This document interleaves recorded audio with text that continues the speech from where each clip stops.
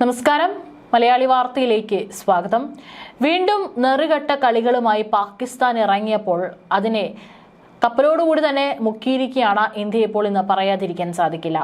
ഏതായാലും പഹൽഗാം ആക്രമണം നടന്നതിന് ശേഷം ഇന്ത്യ പാകിസ്ഥാനുമായിട്ടുള്ള എല്ലാ ബന്ധങ്ങളും ചരക്ക് ഗതാഗതം അടക്കം പൂർണ്ണമായിട്ട് നിർത്തിവെച്ചിരിക്കുകയാണ്. ഇത്രയും മാസങ്ങൾ പിന്നിടുമ്പോഴും ഇന്ത്യ അതിൽ നിന്ന് ഒരടി പുറകോട്ടില്ല.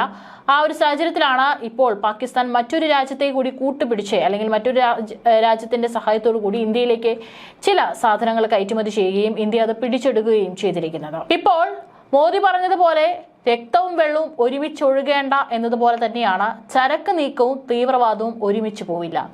അതെന്തായാലും ഈ ഭാരത മണ്ണിൽ വില പോവില്ല എന്നുള്ള ഉറച്ച തീരുമാനത്തിൽ തന്നെയാണ് നമ്മുടെ ഭാരതം. പലപ്പോഴായിട്ട് ചില സാധനങ്ങളൊക്കെ തന്നെ പാകിസ്ഥാൻ ഇന്ത്യയിൽ ഇറക്കുമതി ചെയ്യുമ്പോഴൊക്കെ തന്നെ പലപ്പോഴും ഈ തീവ്രവാദ ഭീഷണികളൊക്കെ നിലനിൽക്കുമ്പോഴൊക്കെ തന്നെ ഒരു കണ്ണടച്ച സമീപനമായിരുന്നു നടത്തിയിരുന്നത്. പക്ഷേ വീണ്ടും ഇന്ത്യക്കെതിരെ നിരന്തരം അല്ലെങ്കിൽ ഇന്ത്യയിലുള്ള ആളുകളുടെ ജീവന് ഭീഷണിയായിട്ട് ഇത്തരത്തിലുള്ള വെല്ലുവിളികൾ ഉയർത്തുന്നവരെ ഇനി ഒരു കാരണവശാലും അടുപ്പിക്കില്ല എന്നുള്ള ഉറച്ച തീരുമാനം തന്നെയാണ് പഹൽഗാം ആക്രമണത്തിന് ശേഷം ഇന്ത്യ എടുത്തത്.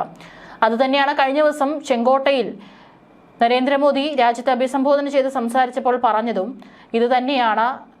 എല്ലാം ഒരുമിച്ച് പോകില്ല. ഒരു തരത്തിലുള്ള പുനർചർച്ചകളോ അല്ലെങ്കിൽ അത്തരത്തിലുള്ള നീക്കങ്ങളോ ഇനി ഇന്ത്യയുടെ ഭാഗത്തു നിന്ന് ഉണ്ടാകില്ല എന്നുള്ള തീരുമാനം. അതുകൊണ്ട് പാകിസ്ഥാന്റെ ഒരു സാധനങ്ങളും ഇന്ത്യ ഇറക്കുന്നില്ല. ഇന്ത്യയുടെ വിമാനങ്ങൾക്ക് പാകിസ്ഥാന്റെ വ്യോമപാത അനുവദിക്കുന്നുമില്ല. നദീജല കരാറുകളിൽ നിന്ന് ഇന്ത്യ പിന്നോക്കം പോയത് പാകിസ്ഥാനെ വെട്ടിലാക്കിയിട്ടുണ്ട്. ഒരു തുള്ളി വെള്ളത്തിനായിട്ട് അവിടെ പാകിസ്ഥാൻ പ്രധാനമന്ത്രിയും സൈനിക മേധാവിയൊക്കെ തന്നെ അലറുകയാണ്.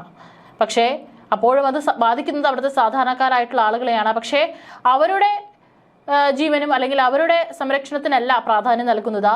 ഇത്തരത്തിലുള്ള കൊടും ഭീകരരെ പാലൂട്ടി വളർത്തുകയാണ് പാകിസ്ഥാൻ എന്ന് പറയാതിരിക്കാൻ സാധിക്കില്ല.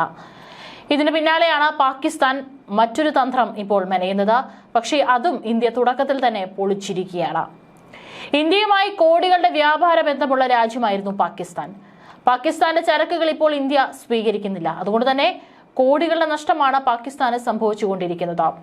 പാകിസ്ഥാനിൽ നിന്നുള്ള കപ്പലുകൾക്ക് ഇന്ത്യൻ തുറമുഖങ്ങളിൽ നങ്കൂരമിടാനും സാധ്യമല്ല.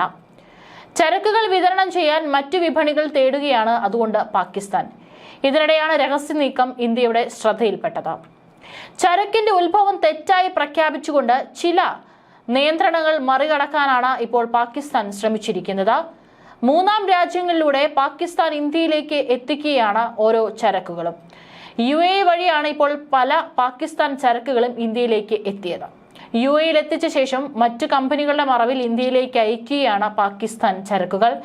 UAEയിൽ എത്തിയ ശേഷം അവിടെ ഒരുപക്ഷെ ചില നീക്കുപോക്കങ്ങളൊക്കെ നടത്തി അത് വളരെ നൈസായി ആരും അറിയാതെ ഇന്ത്യയിലേക്ക് എത്തിക്കുമെന്നാണ് കരുതിയത്. പക്ഷേ ഇന്ത്യയിൽ കൃത്യമായി തന്നെ അവിടെ പരിശോധിച്ചതിന് ശേഷമാണ് ഓരോ സാധനങ്ങളും, ഒരു ചെറിയ സാധനമാണെങ്കിൽ കൂടി ഇന്ത്യയിൽ അത് ഇറക്കുക. അതിനിടയിലാണ് ഇത്തരത്തിൽ UAEയിൽ നിന്ന് വരുന്ന പല കപ്പലുകളും അല്ലെങ്കിൽ പല കപ്പലുകളിൽ വരുന്ന ചരക്കുകളും അത് പാകിസ്ഥാനിൽ നിന്നാണെന്ന് ഇന്ത്യ തിരിച്ചറിയുന്നത്. ഇക്കാര്യത്തിൽ ചില സംശയങ്ങൾ തോന്നിയ ഉടനെ ഇന്ത്യ UAE വിവരം അറിയിച്ചു. അന്വേഷിക്കാമെന്നാണ് UAE അറിയിച്ചിരിക്കുന്നത്. കഴിഞ്ഞ ദിവസം പാകിസ്ഥാൻ UAE വഴി ഇന്ത്യയിലേക്ക് അയച്ച ഇന്ദുപ്പ് ഗുജറാത്തിലെ തുറമുഖങ്ങളിൽ നിന്ന് പിടികൂടിയിരിക്കുകയാണ്. 47 കണ്ടെയ്നറുകളിലായി എത്തിയ ഇന്ദുപ്പാണ് പിടിച്ചതെന്ന് പ്രത്യക്ഷ നികുതി ബോർഡ് ചെയർമാൻ സഞ്ജയ് കുമാർ അഗർവാൾ പറഞ്ഞു. 3 വ്യത്യസ്ത ചരക്കുകളിലായി 10 കണ്ടെയ്നറുകൾ കണ്ട്ല തുറമുഖത്തും 37 മുദ്ര തുറമുഖത്തും പിടിച്ചെടുത്തിരിക്കുകയാണ്. ബിൽ ഓഫ് എൻട്രി പ്രകാരം ഉപ്പ് ഇറാനിൽ നിന്ന് ദുബായ് വഴിയാണ് വന്നതെങ്കിലും യഥാർത്ഥ ഉറവിടം പാകിസ്ഥാനാണെന്നും അന്വേഷണ വൃത്തങ്ങൾ ഇപ്പോൾ സ്ഥിരീകരിച്ചിരിക്കുകയാണ്.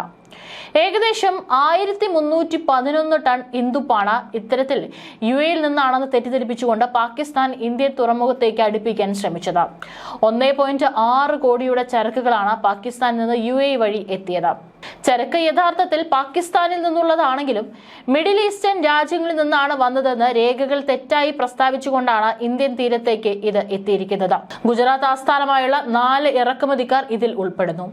ഉദ്യോഗസ്ഥരുടെ അഭിപ്രായത്തിൽ ഓപ്പറേഷൻ ഡീപ് മാനിഫെസ്റ്റ് ഇതുവരെ രാജ്യവ്യാപകമായി 1-ലധികം കേസുകൾ ഫയൽ ചെയ്യുന്നതിലേക്കും നയിച്ചിട്ടുണ്ട്. മൊത്തം 12.04 കോടി രൂപയുടെ പിടിച്ചെടുക്കൽ തീവ്രവാദ രാജ്യത്തിന്റെ സാമ്പത്തിക താൽപര്യങ്ങളെ തകർക്കുന്നു. ഇതിൽ നിന്നുള്ള ഈ ഇറക്കുമതികളിൽ തീരുവ വെട്ടിപ്പ് നടത്താനുള്ള ഉയർന്ന സാധ്യതയും അധികൃതർ ചൂണ്ടിക്കാണിച്ചിട്ടുണ്ട്. ഇന്ത്യയും UAEയും ഒപ്പുവെച്ച സ്വതന്ത്ര വ്യാപാര കരാർ പ്രകാരമുള്ള ഇളവ് രഹസ്യമായി ഉപയോഗിച്ച് നേട്ടം കൊയ്യുകയാണ് ഇപ്പോൾ പാകിസ്ഥാൻ. പിങ്ക് നിറത്തിലുള്ള ഗേവ്രെ ഇന്ദുപ്പായിരുന്നു ഇത്. വിദേശ വ്യാപാര നയം ലംഘിച്ച് മൂന്നാം രാജ്യം വഴി പാകിസ്ഥാൻ ചരക്കുകൾ കയറ്റുമതി ചെയ്യുകയാണ്. നിലവിൽ ഇന്ത്യക്ക് പാകിസ്ഥാനുമായി ഇറക്കുമതിയോ കയറ്റുമതിയോ ഇല്ല. മുന്ദ്ര, കാട്ട്ല തുറമുഖങ്ങൾ വഴി വന്ന ചരക്കുകൾ ഗാന്ധിധാം DRI റീജിയണൽ യൂണിറ്റിലെ ഉദ്യോഗസ്ഥരാണ് പിടികൂടിയത്. ചരക്കയച്ച കമ്പനികളെ സംബന്ധിച്ച് അന്വേഷണം നടത്തുന്നുണ്ട്. ഏതായാലും കുത്തുവാളെടുത്ത് നിൽക്കുകയാണ് പാകിസ്ഥാൻ. അതുകൊണ്ട് തന്നെ എങ്ങനെയെങ്കിലും നേരിട്ടുള്ള വഴികളിലൂടെ എന്തെങ്കിലും നടത്താൻ പാകിസ്ഥാനെ കൊണ്ട് സാധിക്കില്ല. അതുകൊണ്ട് തന്നെയാണ് വളഞ്ഞ് മൂക്ക് പിടിക്കുന്ന രീതിയിൽ ഇപ്പോൾ UAE വഴി ഇത്തരത്തിൽ ഇന്ത്യയിലേക്ക് ഒരു വ്യാപാരം നടത്താനായിട്ട് ശ്രമിച്ചത്. പക്ഷെ അത് ഇന്ത്യ തുടക്കം തന്നെ അത് പൊളിച്ചിരിക്കുകയാണ്. പക്ഷേ പാകിസ്ഥാന്റെ നിലവിൽ അവസ്ഥ വെച്ച് നോക്കുമ്പോൾ ദീർഘദൂരമൊന്നും ഒരു വ്യാപാരം നടത്താനുള്ള പാകിസ്ഥാനെ കൊണ്ട് കൂട്ടിയാൽ കൂടുന്ന പണിയല്ല. മാത്രമല്ല മറ്റധികം രാജ്യങ്ങളുമായൊന്നും തന്നെ പാകിസ്ഥാനുമായി ചരക്ക് വ്യാപാരം നടത്തുന്നില്ല. അതിനുള്ള പ്രധാന കാരണം എന്ന് പറയുന്നത് വിശ്വാസ്യത തന്നെയാണ്. എന്താണ് പാകിസ്ഥാൻ എന്ന് പറയുന്ന രാജ്യം കാണിച്ചുകൊണ്ടിരിക്കുന്നത്, അല്ലെങ്കിൽ പാകിസ്ഥാന്റെ ഇപ്പോഴത്തെ അവസ്ഥ എന്താണെന്നുള്ളത് മറ്റുള്ള രാജ്യങ്ങൾക്ക് കൃത്യമായി ബോധ്യമുണ്ട്. അതുകൊണ്ട് തന്നെയാണ് പാകിസ്ഥാനുമായി അധികം ആരും ചരക്ക് വ്യാപാരമോ മറ്റേതെങ്കിലും തരത്തിലുള്ള കരാറുകളോ ഒന്നും തന്നെ ഏർപ്പെടാത്തതും. അതിനിടയിലാണ് ഇത്തരത്തിലുള്ള നെറികെട്ട കളികൾ ഇറക്കി പാകിസ്ഥാൻ ഇന്ത്യയിൽ അത് പയറ്റാൻ നോക്കുന്നത്. കർശനമായി തന്നെ അത് കൊണ്ടിപ്പോൾ പരിശോധന നടക്കുകയാണ്. കാരണം പാകിസ്ഥാനെ പോലുള്ള ഒരു രാജ്യത്തെ കുടിച്ച വെള്ളത്തിൽ പോലും വിശ്വസിക്കാൻ സാധിക്കില്ല എന്നുള്ളത് അറിയാവുന്ന കാര്യമാണ്. അതുകൊണ്ട് തന്നെ അതുവഴി ചരക്ക് മാത്രമല്ല വേറെ എന്താണ് ഇവർ കടത്തി വരുന്നത് എന്നതുകൂടി പരിശോധിക്കേണ്ടതാണ്. കാരണം അത് നമ്മുടെ രാജ്യത്തിന്റെ സുരക്ഷയെ കൂടി ബാധിക്കുന്ന കാര്യമാണ്, പ്രത്യേകിച്ച് പഹൽഗാം ആക്രമണമൊക്കെ നടന്ന സ്ഥിതിക്ക്.